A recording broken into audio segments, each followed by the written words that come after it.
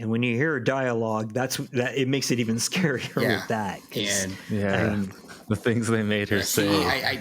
She or was do. Like, and even do. I mean, I don't want somebody going to watch this movie on my recommendation and seeing stuff. But be prepared. Yeah. Welcome back to Movies Are Spiritual. We're doing my top 6 movies of all time, my favorite top 6, and we are down to number 2. And we're going to go a little bit more serious with this one, a little bit more darker, a little bit older. Oh, I think I know what it is.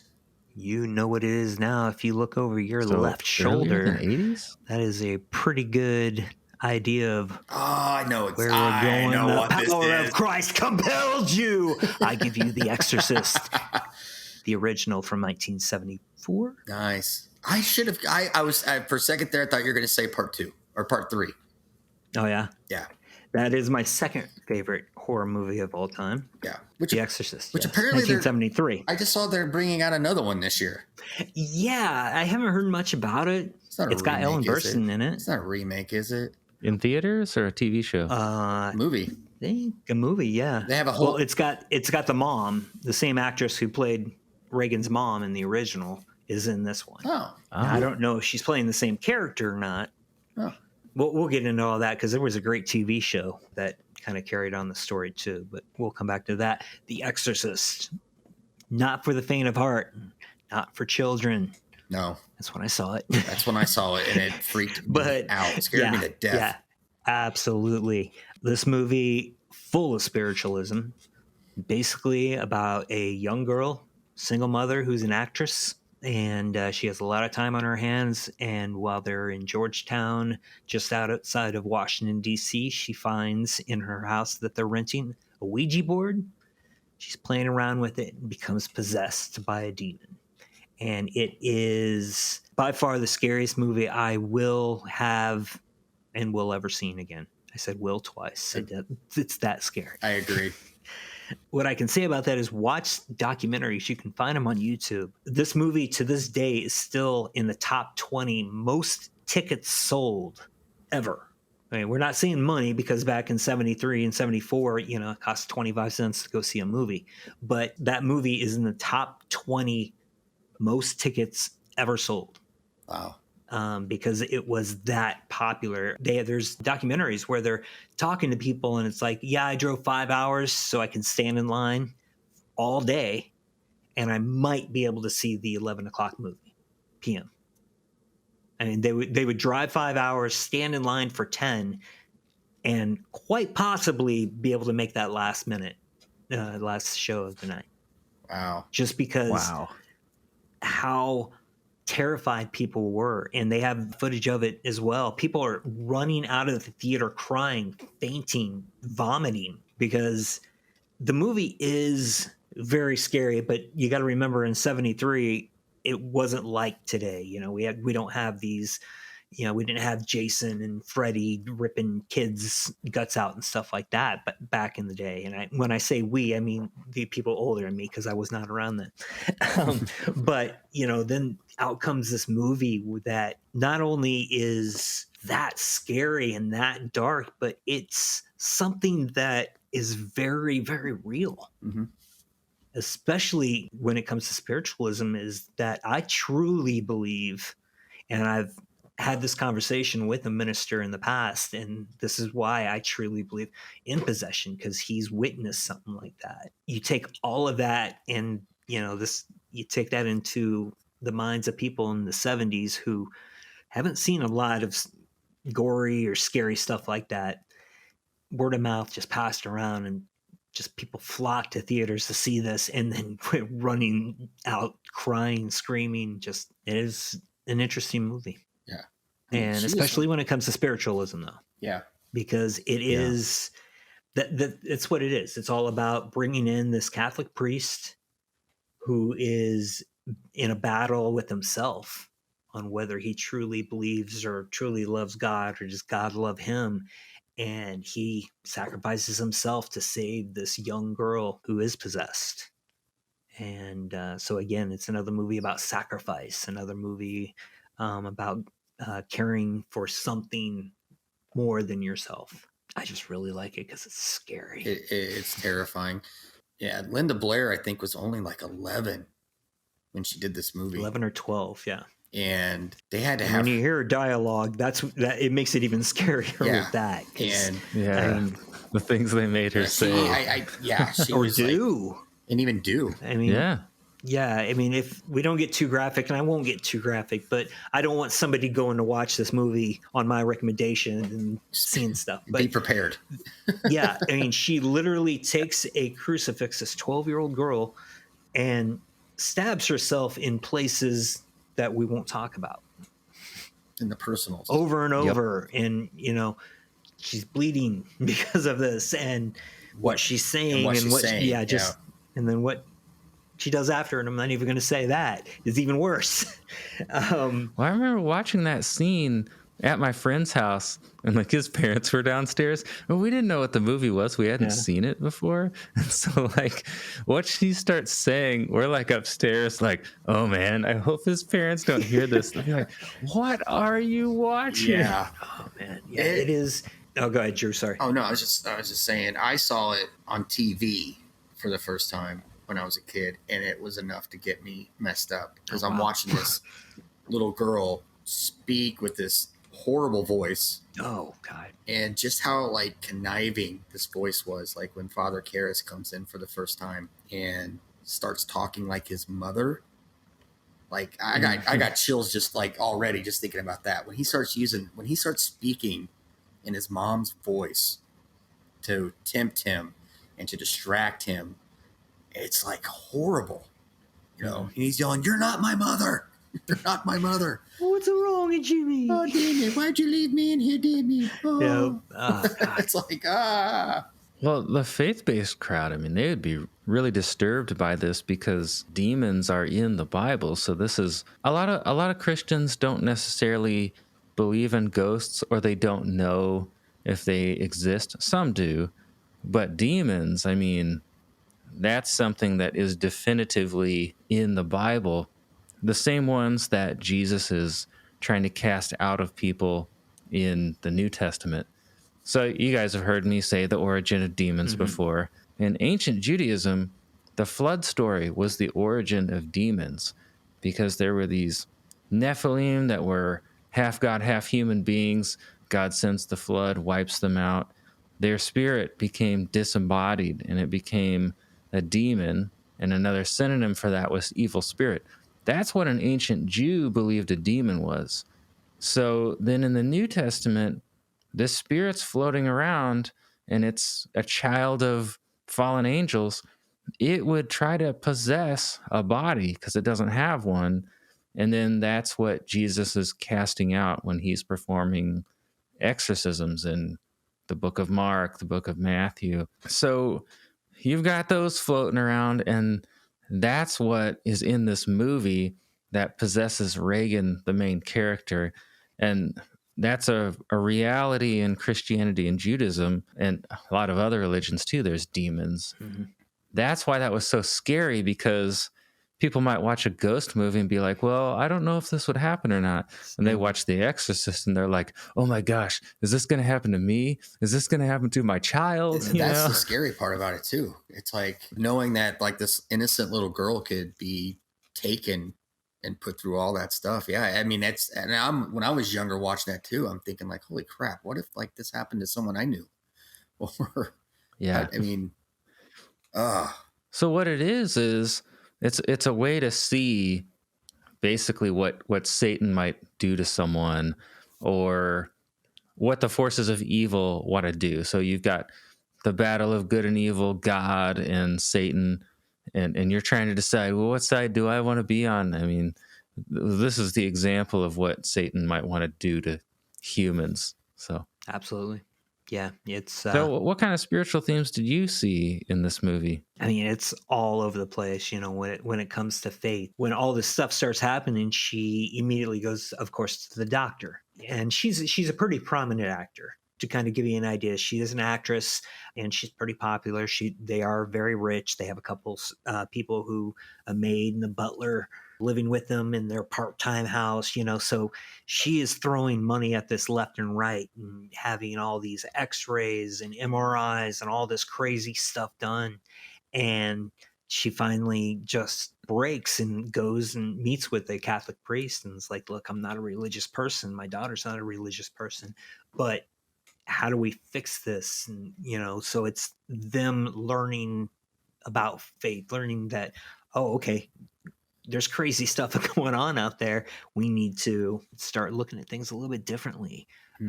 Start being a little bit nicer or whatever. So, there's a big story of faith. There's, of course, the story of family, doing whatever you have to help your daughter. And then, of course, we've talked about before, the sacrifice.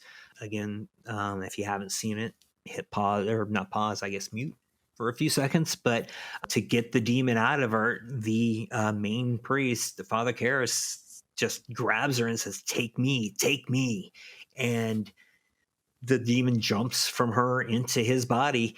And to make sure the demon doesn't hurt anyone else, he throws himself out the window and then goes tumbling down the stairs. And basically he's committing suicide, which many religions call bad, but I think he's not committing suicide, but sacrificing himself to take this demon out, to make sure that this girl is safe. Yeah.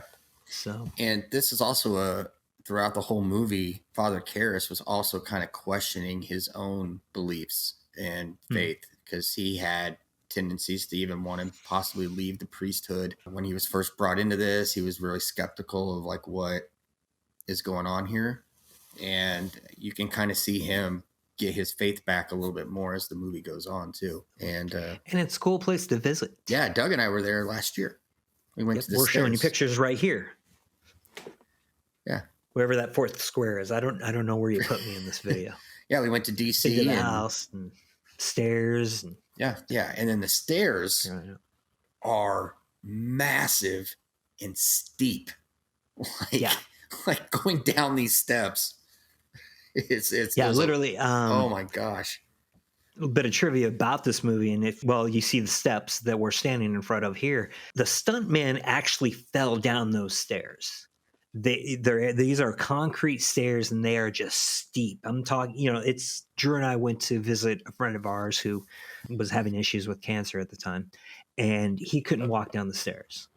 He's our age, a couple years older than me, but he couldn't walk down the stairs just because they were so steep. Yeah. But anyway, they're like, we need you to roll down these stairs. And the guy's like, all right, can you put rubber down? So literally they put like 1/2-inch rubber on each step. This happened at night, so it was easy to mask, but still you're talking about, a 1/2 inch of rubber. Oh my gosh. And then you're rolling down a concrete staircase that's going down like this. It was the speed that he would have had been going. Oh man, I can't imagine doing that. Yeah, it was. And I'm sure it's on YouTube if you just type in Exorcist stair fall. Yeah. Just watch this guy go down the stairs. And I think he had to do it a few times too for the shot. So wow. But yeah, amazing movie. The young girl whose name Linda Blair. She was actually nominated for Best Supporting Actress. She didn't win, but she was nominated. I think she was 14, maybe 13 or 14 at the time. Yeah. But yeah, for that, because she was amazing, and I think I've talked about that in the past, where nowadays kids can act a lot better than they could back then, or directors know how to work with kids better. I should say that, because there have been some great kid performances with some great directors in the past, and this was one of them. She was just amazing as a child, this innocent girl. I mean, if you watch her at the beginning, she's like, oh, come on, Mom. She's just so cute. This cute little girl who's so innocent. And then watch her transform into this little demon. I mean, I can't recreate the voice that this thing talks in. And, the demon is tearing her up from the inside. She's got scars on her face and, on her body. And she's, puking up, everyone's heard of the pea soup, she's just vomiting and just the crab walk down the stairs. Yeah, the crab walk. Oh, that freaked me out. That Yeah. well, see, I like I said, I saw it much younger. They didn't add that until I want to say late '90s. That's in the Well, I uncut think they showed a edition, not quick the original. shot of her going sideways, but they didn't show the full of her coming No, with the the blood spider coming out of walk her was mouth. never in there. Really? Because, literally in the original, it's right after the policemen say that her director friend died Mm-hmm. because he fell down the stairs. We find out later that Reagan actually threw him out the window down the stairs. But yeah, right after that, she turns around and sees Reagan do the crawl down. In the original, she just closes the door and just cries, and then it cuts to the next Really? scene. Oh, Yeah, because they can never make it look good with the technology they had back in the 70s. Oh, so they were able to kind of fudge it a little bit. They were, in the 90s, it was like, okay, we can make this look a little bit smoother. Oh, because back then weird. They had so many wires on her and everything like that it just didn't look good. Yeah. And here's another little something that you might not know. An actual convicted murderer was in this movie. Oh, yeah? Yeah. So when she's in the hospital and they're doing all the brain scans on her, there's a radiologist. He didn't have I think he has like one line. He says something, but he's the one working the machine. And he was an actual radiographer at a hospital. So that's why they used him. But it also turns out that he had murdered like 5 guys. Holy cow. Yeah, he was a convicted murderer. He would go to nightclubs and he would bring men home and kill them.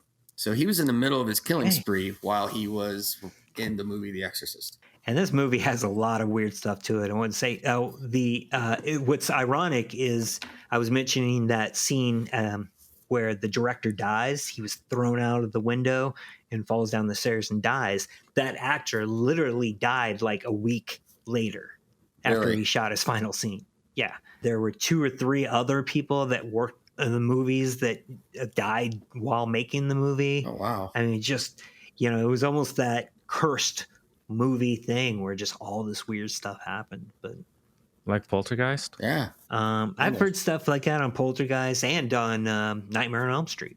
Yeah, it's always fun to hear weird stuff in horror movies. I mean, I shouldn't say that. It's not fun to hear people dying, but weird things happening. That's interesting.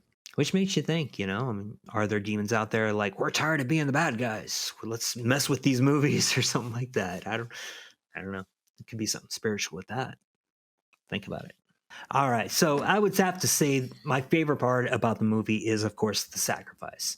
I'm a big fan of sacrifice. If I was put in that opportunity, I hope I have the ability to do that for somebody I love.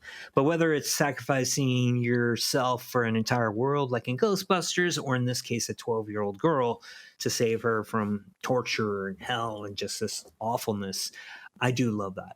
And spoiler alert, just kind of give you an idea what the sacrifice is. He does tell the demon to pull him in. I think we talked about this already, but I appreciate that as a person of faith and just a person in general of, just caring, wanting people to be good and things like that. And to see this in a movie where somebody is willing to give their life for somebody they've really never met. That he's only ever talked to the demon. He doesn't know anything about this little girl, but he's going to give up his life for hers. And I think I really like that in the movie. And I like that in life. Just, it's cool.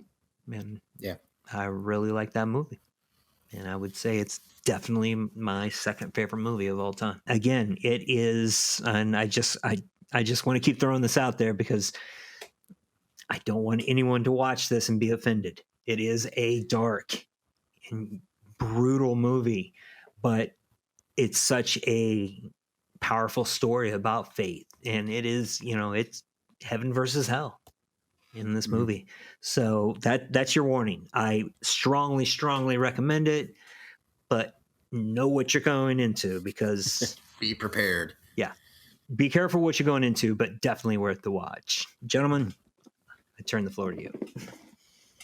Yeah, it's a good study on spiritual warfare and on faith, and it's a solid film. I did just watch the sequel a month ago just for fun because I heard it's pretty bad, and I was really curious. Was that part 2? Exorcist 2, The Heretic. Mm-hmm. Yes, and I That thought was it was so weird. bad it's good until the last 15 minutes or so. Then I got bored. But for a while, I was like, what are they thinking? This is so bad. It's great. Yeah, it was. But It tried. I think it tried. Somebody tried to go scientific with it, and they're like, okay, we scared them with the religious. Now let's scare them with the science. And it's like, what? You're flashing something in her eyes. That's not yeah, they pretty much scary. tried to undo the first movie. That was my beef Mm-hmm. with it for a while. And then they go bonkers at the end. Yeah, I didn't But even know none of what the was other going on ones with that. seemed to live up to the first one. I did like the third one. Oh, the Third one's third really one good. is amazing. George C. Scott. I mean, that dude is hardcore. I love him. Anything he does with him. Do you ever hear the story of he won the Oscar for Patton and he didn't go because he's like, No. I don't need a trophy from a popularity concert or a contest. So he actually sent a Native American woman in his place. And when he won, she went up there and gave a speech about Native Americans and everything. And it was just like, yes. I mean, I think that I don't even know that was before my time. I was even born, but she that was just amazing. recently passed away. Oh yeah. Yeah. But yeah, he was a cool guy. And this story, this is the true sequel. If you like the first one, watch part 3, George C. Scott. That is the true sequel to this one. Because it literally takes place like less than a year later or something like that. I mean, it's like right there. So, and it deals with a lot of the characters in the one, not just the daughter and the maid. And then watch part 2 so you can understand what we're talking about. Because it has James Earl Jones in it, though. I mean, that's kind of cool. Oh, yeah, Darth Vader. Yeah, and that was right when he was doing Darth Vader's voice. So I didn't know that. Yeah. So yeah, you got my recommendation, gentlemen. Did you like it? When was the last time you saw it? Do you agree, disagree? Do you find it scary? I agree, and I think it is. Anyone asks me what's the scariest movie ever made, Exorcist is always number one. It really shook me when I saw it the first 10 times. Like it holds up. It does. It never is not scary. As many times as I've seen it, and as old as I am now, I could still watch that movie and be freaked out by it. Yeah, very good pick. I want to watch it again because when I watched it, I've only seen it once. I saw the director's cut. I mentioned it was in late high school. But at that time, I was on this scary movie kick. I'd watched The Ring, I'd watched The Grudge, and I heard The Exorcist was the scariest movie of all time. And it just wasn't the type of scary movie I was expecting. Because in those other movies, in The Grudge, you've got this scary Japanese ghost girl crawling out of a trash bag to get you, I can't even and make the noise. people with their jaws missing, and it was really messed up. That movie gave me nightmares. When I watched Exorcist, I think since I was expecting like Japanese horror, I was let down. But as I think about it, the concept is intriguing, and what's in the movie is realistic scary. Oh, yeah. And so now through this conversation, I'm wanting to watch part 1 and 3 again, just to watch it and to study spiritual warfare. I think everybody should be familiar from a faith perspective with, I guess if you want to look at this way, the forces of evil. Everyone should every once in a while get a glimpse of what that's like, so you can be like, oh, I don't want to go there. I don't want to be in a future where these evil beings rule. So every once in a while, I think it's a good thing to look at that and think about, well, God's ultimate plan is to defeat these evil spirits. Well, that's what I want, right? So you could look at it as kind of a supernatural study of the afterlife. Oh, absolutely. And it's has all that cool stuff, and it's scary. And when I say it lives up to today, people watching it today will probably be a little bit more able to handle it a little bit better. I'm trying to desensitized. That's the word I was trying to think of. Because of horror movies, there's a lot more jump scares nowadays. There's a lot more creepy, just dark, weird stuff out there. So it may not be as effective, but it is still very, very effective. the director was a genius. He actually put stuff in the movie subliminally to make it scarier. Very beginning of the movie, the priest is over in Iraq, I believe, or in the Middle East somewhere. And there's a scene, he's kind of sitting there, and then he looks over and he sees two dogs fighting. Well, the sound he uses, it's not dogs. He actually puts in the sound of pigs. He mixes in the sound of pigs because humans are more scared of pigs than they are of dogs. Mm-hmm. So when the dogs are going at it, it actually, if you really listen to it, it's like, it's not like growling. It's more like snorting. You're squealing, like pig squealing a little bit. And and he would do that throughout the entire movie. The famous Exorcist face. Watch this. Bleep. Flash. He would throw that in. And when they did the recut, they threw it in a lot more. No, they did. And the shadow of that statue is in the corner of a room at one point. And you can see it fade in and fade out. And that's what they did with part 3 as well. There's a lot of subliminal stuff in there.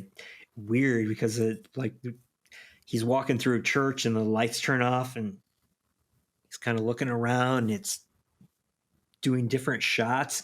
And then it shows this shot of like a couple statues, but the one on the left, it looks like the Joker.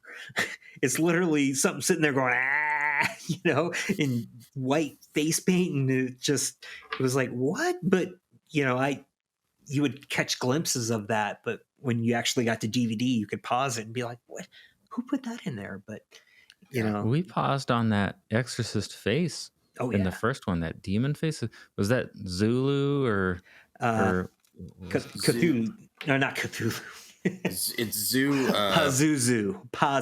Oh, yeah. Pazuzu. Sorry, Cthulhu. So I actually have a story in college involving that face.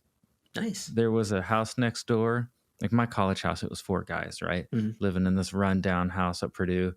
And the house next door, well, there were 3 girls living in that house. And their house was already scary because in the basement, there was a giant pentagram painted on the wall, and spray painted underneath that was the words "Gateway to Hell" and 666. So that was creepy. Awesome. They moved in there anyways. They were a little nervous about it, and they had like this stairway going up to the 2nd floor, and there was a window, an octagon-shaped window at the top of the landing, like halfway up the stairs before the stairs turned, Well, I got online and I printed off that Exorcist face, that Pazuzu face that they spliced into the movie subliminally. I printed that off of life-sized and cut it out, and I taped it in their window and then knocked on the window and ran. And they were scared to death. It's a hard face to look at. Yeah. Yeah. And Doug I didn't tell them. Doug has we didn't come out and say, "Oh, it's a joke." We waited like a month and then told them. Oh, really? And they were scared. They were like, they didn't know if they should call the cops or what, but it was good. It was great. Oh, college days. Well, because from their house, from the bottom of the stairs at night, when you see that it's a paper face in the window, but it doesn't look like that in the dark. No. It looks like a person, like a vampire. It looks looking in your window. Something weird. But yes, it's a good choice for a movie. It's Thank you. Yeah. That was the again. movie. Yeah, I think I was a little bit older. I was probably around 11 or 12 when I saw that. So Ghostbusters kind of pushed me towards the horror genre. This one hooked me. And, I had plenty of nightmares because of this, but I was so scared when I'd go to bed sometimes, but I don't know why. I just loved it whenever I was watching it. So, yeah, I'm a huge fan. Morbid fascination. Yeah, something weird like that. So, all right. Anything else to add, gentlemen? Got it covered. Is that Halloween? I don't know. Halloween and the Exorcist theme are very similar.